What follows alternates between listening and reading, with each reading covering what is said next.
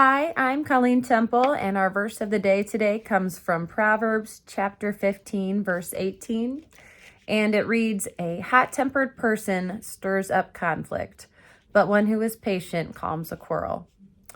If you've been living in the United States for the past 5 years or so, chances are that you have experienced some sort of conflict, whether it's personally or just, through our country. Whatever the case may be, conflict has been all around us.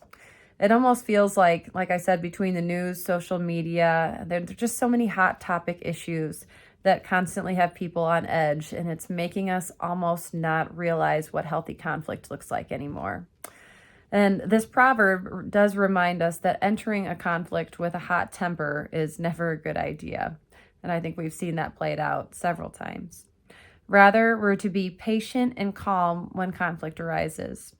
I can't imagine that there's much that hurts God more than watching his children treat each other so disrespectfully when they have disagreements, especially within the church. I was listening to a podcast recently that talked about our own personal responses to conflict, and he compared it to either adding gas or adding water to a conflict. And I thought it was just brilliant the way that he talked about this.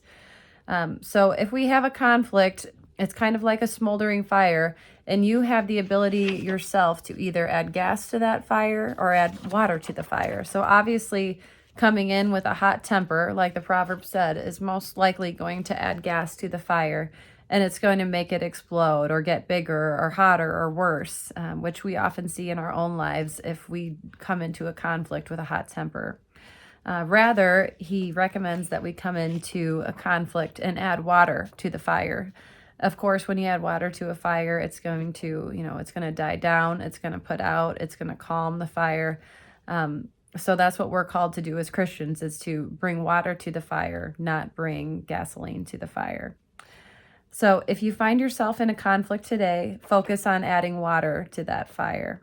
So many broken relationships could have been avoided if we handled conflict well between members of the church. If you have a relationship that needs mending because of an unresolved conflict, I hope that you can think about adding water to the fire today, and hopefully you can resolve it. Have a great day.